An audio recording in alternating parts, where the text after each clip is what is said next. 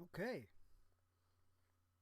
so we are now completely, totally live here on YouTube. Welcome to the show, everybody. This is the SledgeHammer Sports Network, and you're watching the SledgeHammer Wrestling Show Raw review for this December the 5th, 2016. We're not going to do your standard review up and down the card. We are going to make this fun. We're going to make it a little different. We are going to do a little something called Good Idea, Bad Idea. Now, for those of you who know this, you know I totally ripped it off from the Animaniacs, but it's going to be a great way to discuss Raw this evening. And the first set is going to start and be centered around the Universal title. And here we go. Good idea. Sami Zayn versus Kevin Owens. Always going to be a great match. Very, very good idea.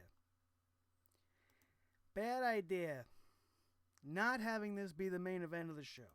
The main event we ended up getting was absolutely dreadful.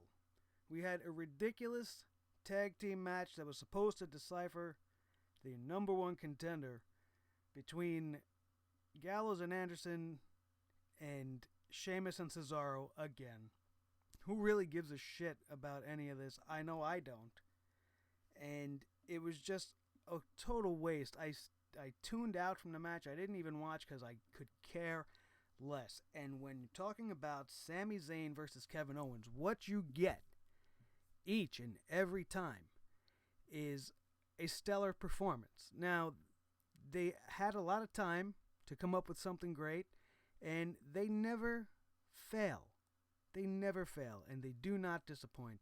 This match was another in a series of matches these two guys can put on that was absolutely better than anything we've seen on Raw in the last few weeks. Kevin Owens at one point doing a flipping senton over the top rope onto the outside, onto Sami Zayn. Absolutely unbelievable. Unbelievable. So, them not incorporating this as the main event was just the worst thing they could have done. Especially when they ended the show with a very awkward and very terrible interview from Charlotte Flair. I did not care one bit about anything she had to say, whether it is about the women's title match that she's going to have again against Sasha Banks, where she's probably going to win it back next week in this Iron Woman match. It's just a complete bad idea. I fucking hate it. And I'm so tired of this feud that I can't wait for it to be over. And that's the only reason I'm anticipating Roadblock at all, is to see this hopefully come to an end. I thought we had the final chapter. General Manager Mick Foley. I thought the last match was the final chapter, and that we were going to move Sasha Banks onto Bayley or somebody else. But we all knew this match was coming, and Charlotte, with her undefeated pay-per-view streak in jeopardy, I don't think they're going to let that go at all. Next little segment here. Good idea.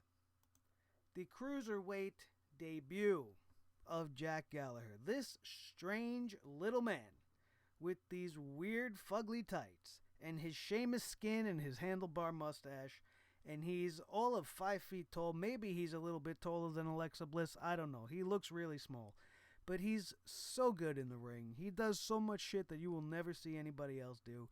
I loved the debut of Jack Gallagher. Excuse me. I don't want to be called out as a goon, but 6 minutes is all that was given to this match, which brings us to the bad idea.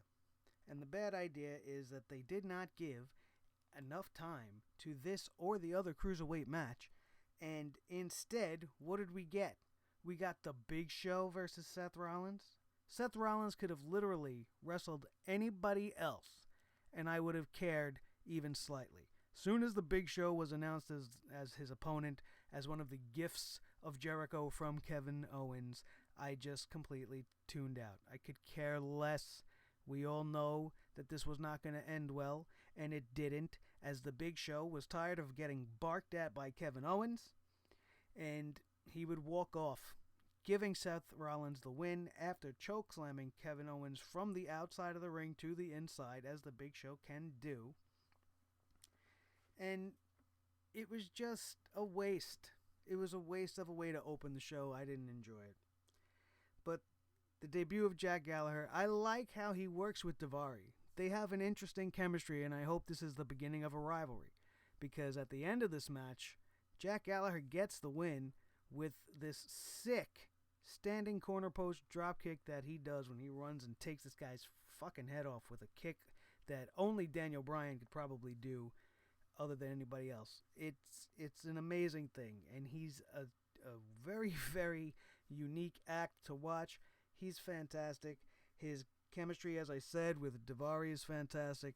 I cannot wait to see more of him. Which brings me to another point, which is going to stray off our little good idea, bad idea, because this has eternally been a bad idea, and that's Michael Cole. Michael Cole is the worst. He's either the worst broadcast journalist of all time, because he has no idea what he's talking about ever and never does his homework, or he's just a complete and total fucking donkey brain. Because how are the Cruiserweights exclusive to Monday Night Raw? That was the gig that they were supposed to have. That's what you were supposed to do. But the Cruiserweights have their own show now. Before the debut of 205 Live, they have routinely showed up on NXT. So they are clearly not exclusive to Monday Night Raw. But we are going to continue with touting that. It's not true anymore. So shut up about it. And while we're on this topic, Michael Cole, you fucking asswad, Roman Reigns has not once defended the Universal title since he's won it. And you have the balls to say on air that Roman Reigns loves to defend his title? How do you know this? How do you know this if he's never defended it? It's just fucking awful. He's dreadful, and I cannot wait for him to step down. How long has he been there? How long are you going to torture us? When are you going to fucking retire? It's bad enough that we don't have JR, and that we're still stuck with the King doing his stupid shit on the pre-show, turning it into the Jerry the King Lawler stand-up show where all he does is rag on poor little Scott Stanford all fucking through the pre-show, and it's not even funny. And I used to enjoy the pre-show, and I no longer do, and that is all in part to Jerry the King Lawler, somebody else who, in his case, I'm sad to say it, because he was great, but your time has come to go away, and especially for you, Michael Cole, you are done. You're done. Back to the show. Good idea. The Attitude Era style beatdown of Enzo Amore by Rusev. Bad idea. Oops, I'm sorry, wrong button. Bad idea. Making it drag on throughout the entire show. I almost felt like I was watching Days of Our Lives because it was just such a huge part of the show with 4 segments dedicated to this one storyline where I think they could have probably got it done in 2.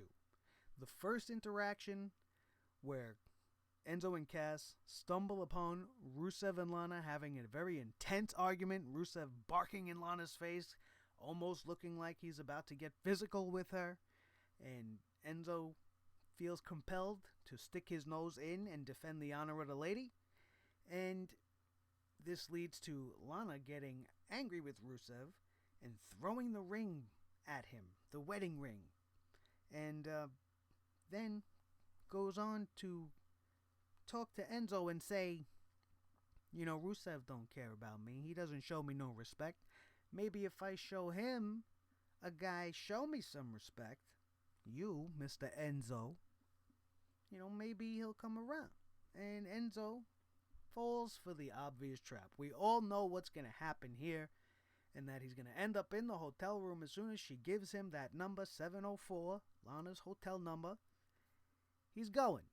Even despite Cass trying to tell him, hey, listen, you know, maybe you shouldn't do it. He's like, I'm going to go do it. I got this. I'm Enzo. We're going to do this. All right.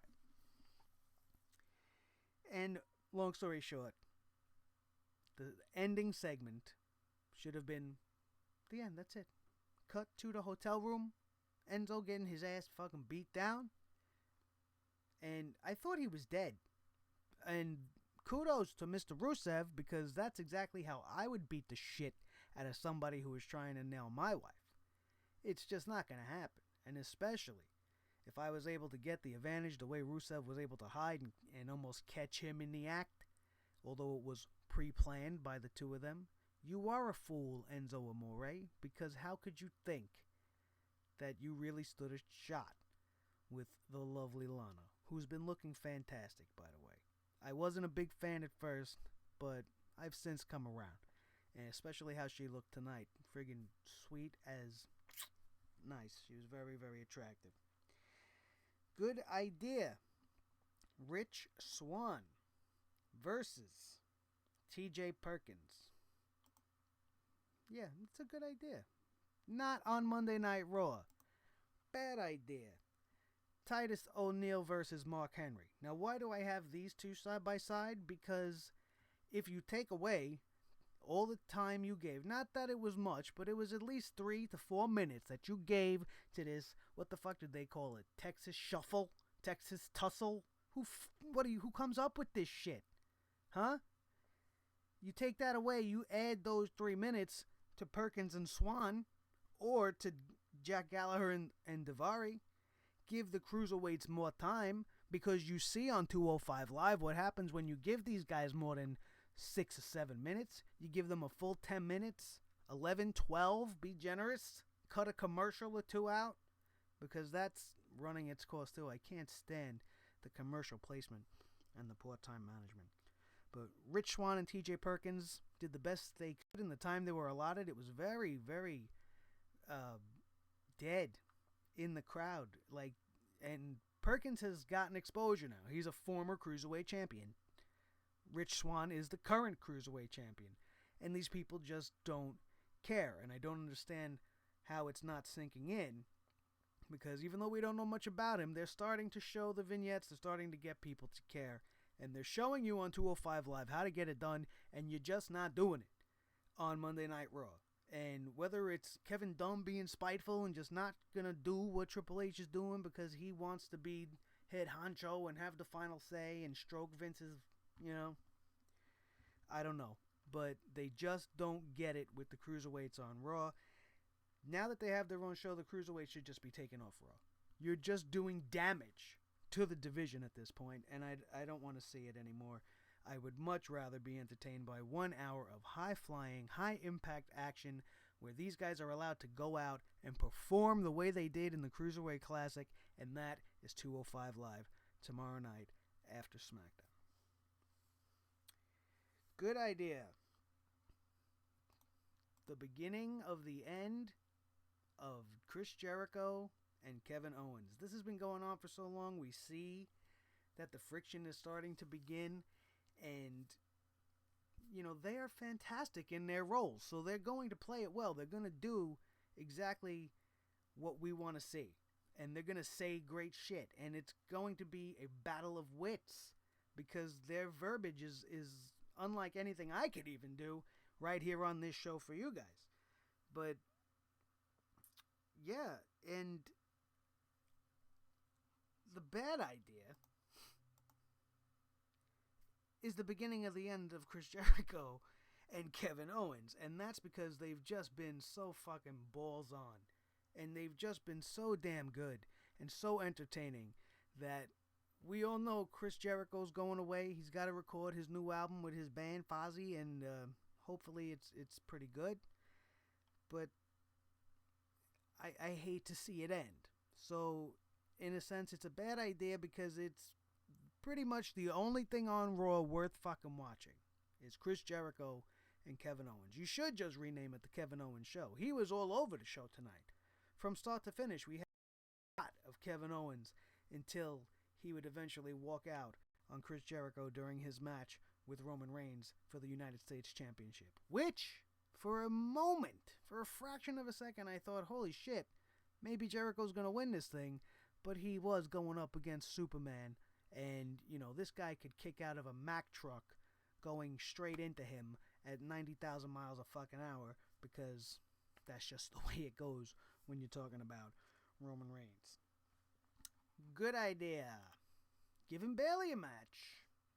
But much in the same light. Bad idea. Giving Bayley a match against Alicia Fox. Does anybody care about Alicia Fox? I don't fucking care about Alicia Fox.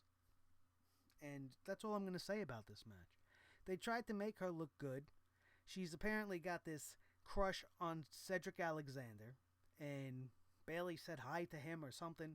And Alicia Fox is going all fucking nutballs on him. And it just doesn't translate to me. I don't care about Alicia Fox. And she dominated all of this match, giving Bayley some real stiff shots and didn't look too good.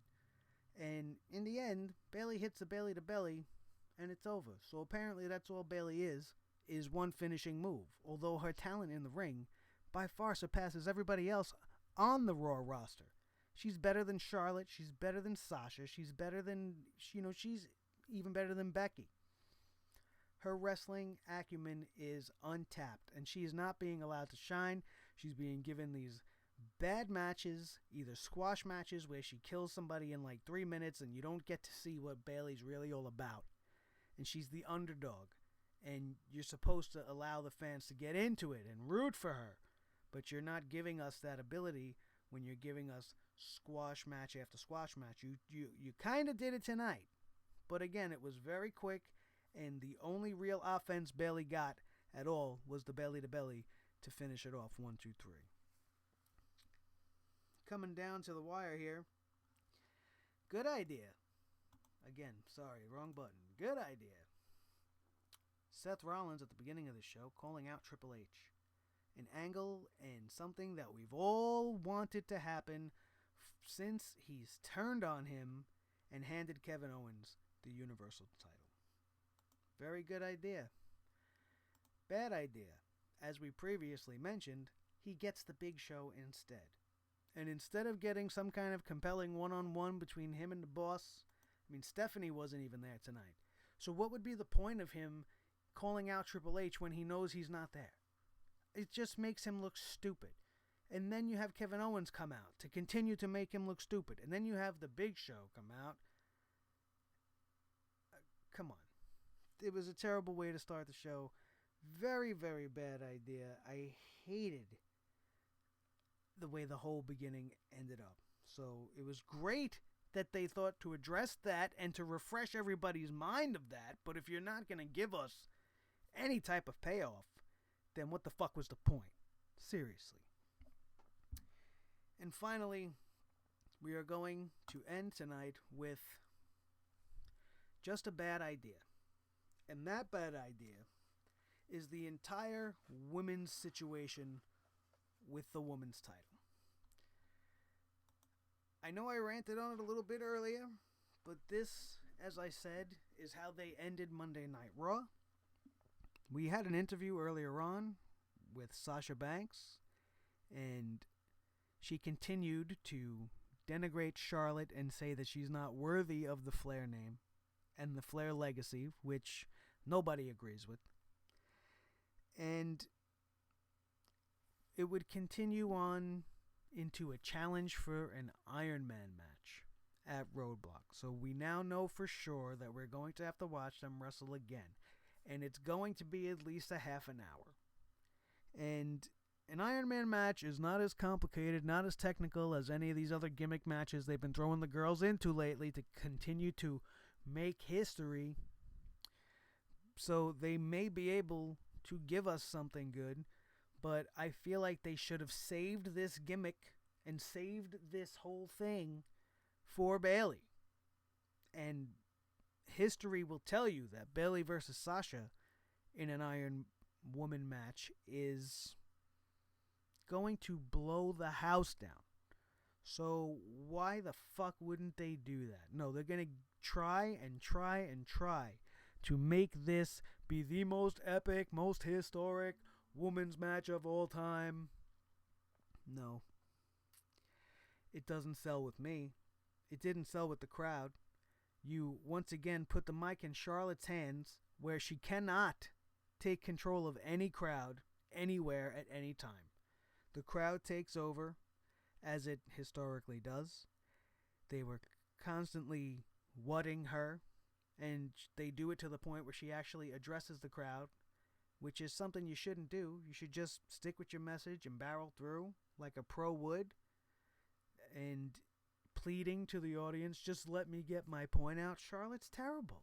She's terrible at this particular aspect of mic work.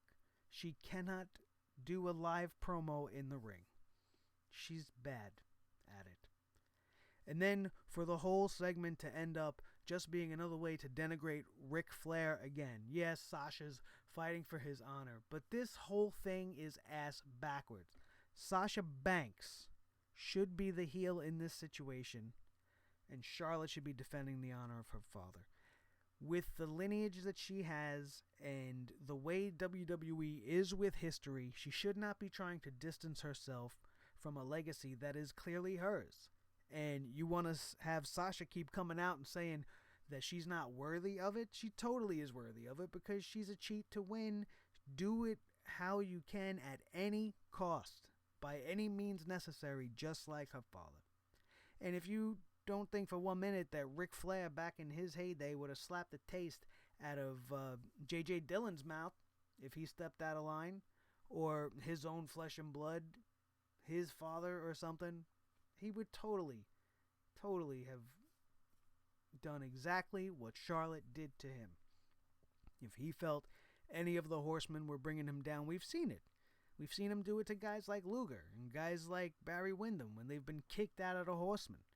When you're no good to a Flair, you get your ass beat. And it don't matter who you are. So, this whole thing is backwards. And I'm not enjoying it whatsoever. And the only good that could come of this whole thing, as we stated earlier, is that it will finally, hopefully, be the end. And they will not be lying to us like they did last time these two fought. And Sasha won the title back and calling it the final chapter. Now they're calling Roadblock, this ridiculous pay-per-view, the end of the line. It has a subtitle, the end of the line. End of the line. For who? For me? Almost. It feels like it's the end of my fucking line with Monday Night Raw. What is it the end of the line of? What is ending? Sasha and Charlotte? Is Roman Reigns going to take the title from Kevin Owens and end his line? I certainly hope that's not where they're going, although all signs point to the fact that Roman Reigns is going to be a dual champion within the next couple of weeks, everybody. So get ready for that. And they're only doing more damage to this poor man because the crowd is going to reject it. He continues to come out to choruses of boos, and nobody cares anywhere that they go. And it's not this poor guy's fault. He just isn't. No, it's not that he isn't. It just isn't his time. He had a glimpse of a rise a few years back when he was in the Royal Rumble and the crowd was cheering for Roman Reigns. And why was that? Because he was a member of the Shield and he was new and fresh and different. And you saw that we were intrigued by him. And Vince McMahon's dick got hard when he looked at him, so he was the new John Cena. And we're going to shove him down your throat like soggy cornflakes, and you're going to love it. And it's not working, just like it hasn't worked with Cena. But Cena is the proof that this is not going to go away. Because as long as Roman's in for it and he's healthy, and Vince McMahon is still running the show, John Cena and Roman Reigns are always going to be the 1 and 2 guys, especially when it comes to Monday Night Raw. That's going to do it, guys. Thank you so much for tuning in. Don't forget, we have the SmackDown review tomorrow. We have the award show coming up hopefully this weekend. I'm finally getting the categories all set up and finalized for you guys. And this was my first live broadcast. We didn't get anybody live. But we intend to make that change. And if you're watching us on YouTube and you're watching the recording of this live stream, I want to invite you to be part of the next one, which will be immediately after SmackDown Live tomorrow night, as live seems to be the much better way to do this with my rig in my setup. And thank you once again for watching this video. I want you to subscribe if you enjoyed it. Please follow us on Twitter at Nick Nightmare, as you see right over here. Watch this week's Nightmare Room to see our categories for the upcoming SledgeHammer Wrestling Show Pro Wrestling Awards. This is my boy Blue, the Snowball microphone, my favorite piece of hardware that I own right now. And he wants to thank you for being here. Please support the show by hitting that like button. Have a great night, everybody, and we'll see you tomorrow for SmackDown Live.